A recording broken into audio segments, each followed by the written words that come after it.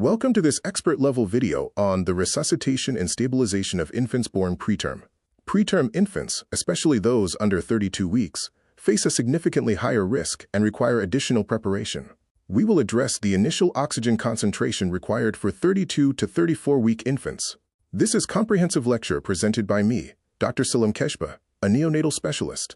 The learning objectives cover 8 critical areas, including understanding the higher risk in preterm infants, identifying necessary resources, implementing thermal management strategies, explaining specific ventilation principles, using the target SpO2 table, reducing neurological injury risk, discussing umbilical cord clamping timing, and effectively counseling parents. Preterm birth presents unique challenges due to physiologic immaturity. This affects the lungs, thermoregulation, brain vasculature, blood volume, and metabolic reserves. The risk is highest for extremely preterm infants, less than 28 weeks, requiring all additional measures. Remember, even late preterm infants require higher rates of resuscitation. Team preparation is crucial and includes having additional skilled team members and assigning roles before delivery. Essential equipment includes a T-piece resuscitator, oxygen blender, pulse oximeter, and preterm-sized ETT. For thermal management under 32 weeks, prepare a polyethylene wrap, thermal mattress, and set the room temperature in advance. Medication should include surfactant, epinephrine, normal saline, and O-negative blood if hemorrhage is anticipated. The target axillary temperature is 36.5 to 37.5 degrees Celsius, with a room temperature of 23 to 25 degrees Celsius, while avoiding hyperthermia. Utilize combination warming methods. Activate the thermal mattress 5 minutes before delivery, wrap the infant immediately without drying, and place a hat immediately after birth. Continuously monitor the axillary temperature every 15 to 30 minutes to adjust the radiant warmer and incubator settings. Initial steps involve wrapping, placing a hat, and gentle stimulation, then assessing tone, breathing, and heart rate. If, at 60 seconds, the infant is breathing adequately with a heart rate of 100 BPM or more, consider CPAP. If there's apnea, gasping, or a heart rate below 100 BPM, start positive pressure ventilation, or PPV, immediately using a T-piece resuscitator, limiting the maximum peak inspiratory pressure to 30 cmH2O. Ventilation principles for preterm infants prioritize using the lowest effective peak inspiratory pressure and always providing 5 cmH2O of positive end expiratory pressure, or PEEP. Prefer continuous positive airway pressure, or CPAP, over intubation if the heart rate is 100 BPM or more and breathing is spontaneous. If intubation is necessary for respiratory distress, administer surfactant. Early CPAP and selective surfactant rescue is the preferred strategy. Surfactant therapy is indicated for intubated preterm infants with respiratory distress syndrome, or RDS, or significant respiratory failure, especially those under 30 weeks.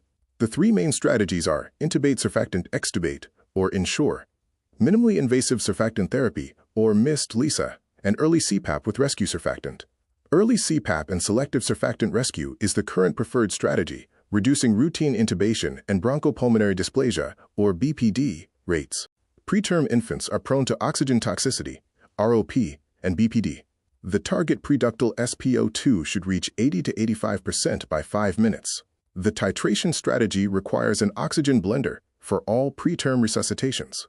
For 32 to 34 weeks, start at 21 to 30% oxygen, and for under 32 weeks, start at 30% or per local guideline, adjusting by 5 to 10% increments every 30 seconds. Never use room air alone for infants under 32 weeks. To reduce the risk of neurological injury in infants under 32 weeks, handle them gently, avoiding painful or repeated stimuli. Avoid the Trendelenburg position. Use the lowest effective inflation pressure to avoid pneumothorax. Monitor and titrate oxygen and carbon dioxide, and avoid rapid IV fluid infusion. Finally, cluster care and organized resuscitation through structured team briefings reduce stress and intervention time. Deferred clamping for 60 seconds or more is recommended for vigorous preterm infants to improve survival and reduce IVH, transfusion, and necrotizing enterocolitis, or NEC. For infants between 28 and 34 weeks not needing resuscitation, consider cord milking if delayed clamping isn't feasible. For infants under 28 weeks, do not milk the cord due to increased IVH risk and defer clamping instead. Clamp immediately if the infant is compromised or in cases of maternal instability or placental issues. After initial stabilization, continue monitoring temperature, blood glucose, and apnea/bradycardia. Target an axillary temperature of 36.5 to 37.5 degrees Celsius. Check blood glucose within 30 to 60 minutes of life, aiming for 47 milligrams per deciliter or more. Apnea and bradycardia are common due to an immature respiratory center and may be the first sign of an underlying problem. Treat the symptom and investigate the cause simultaneously. In case 1, a 29-week infant required gentle stimulation and then CPAP. Key teaching points highlight how pre-briefing prevented chaos. Gentle stimulation was appropriate as it did not delay ventilation. The use of CPAP was the correct choice, and FiO2 titration was actively managed with a blender. The combination of warming methods and pre-warmed transport demonstrate best practices. Case 2 involved a flaccid 23-week infant with a heart rate of 70 BPM, requiring immediate PPV, then intubation and surfactant.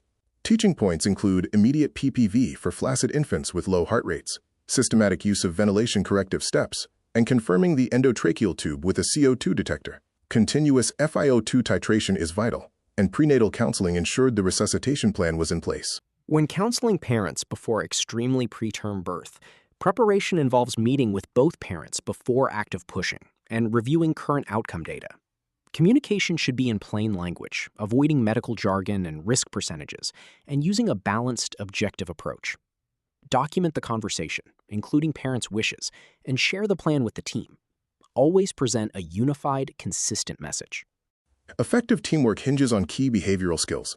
This includes anticipating and planning, using all available information, knowing your environment, delegating the workload optimally, and communicating effectively.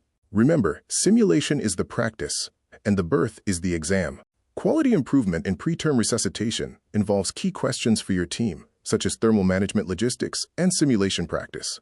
Process and outcome measures track things like hypothermia rates, debriefing completion, and competency in applying CPAP. The QI cycle requires us to measure current practice, identify gaps, implement change, simulate, debrief, and remeasure. Common pitfalls to avoid include drying the infant before wrapping, which causes heat loss. Do not use unblended 100% oxygen. CPAP is inappropriate if the heart rate is below 100 BPM or the infant is apneic. Avoid cord milking in infants under 28 weeks and do not use Trendelenburg positioning. Also, avoid rapid IV fluid bolus during resuscitation. Here are 6 practical bedside pearls. First, bradycardia after CPAP mask application can be the trigeminal cardiac reflex, not cardiac failure. Second, measure preductal SpO2 on the right hand or wrist. Third, activate the thermal mattress at 19 to 28 degrees Celsius to avoid overheating. Fourth, ETT depth is calculated as nasal tragus length plus 1 centimeter. Fifth, a CO2 detector confirms mask ventilation. Sixth, deferred cord clamping can be done while initial steps start with the cord intact. Let's test your knowledge. A 26-week infant is vigorous, crying, with a heart rate of 115 BPM, and SpO2 is 58% at 2 minutes with 30% oxygen. The most appropriate next action is to apply CPAP and increase FiO2 incrementally toward the target. This is correct, as 58% SpO2 is within the acceptable range, and the infant is vigorous and breathing spontaneously. Next, you are preparing for the birth of a 30-week infant. Which thermal management preparation is incorrect? Preparing to dry the infant thoroughly with warm towels before applying the polyethylene wrap is incorrect. For infants under 32 weeks, drying is omitted as the amniotic fluid aids in thermal protection beneath the wrap. A 25-week infant is limp, apneic, and has a heart rate of 60 BPM. After 30 seconds of PPV, the heart rate remains 62 BPM, and the chest is not rising.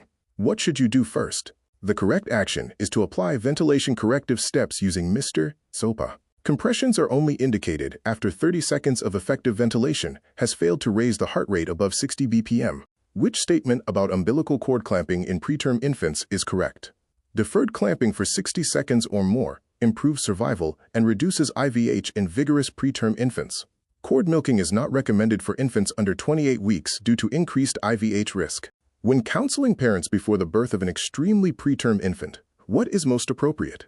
Present a balanced picture, use plain language, confirm parental understanding, and document the conversation. Avoid using complex risk percentages and offering false reassurance. We've covered 10 core principles of preterm resuscitation. These include recognizing higher resuscitation needs, ensuring additional resources are available, rigorous thermal management, early CPAP or PPV application, using low effective pressures, titrating oxygen precisely, protecting the preterm brain, utilizing deferred cord clamping, practicing effective prenatal counseling, and continuously improving through simulation and debriefing.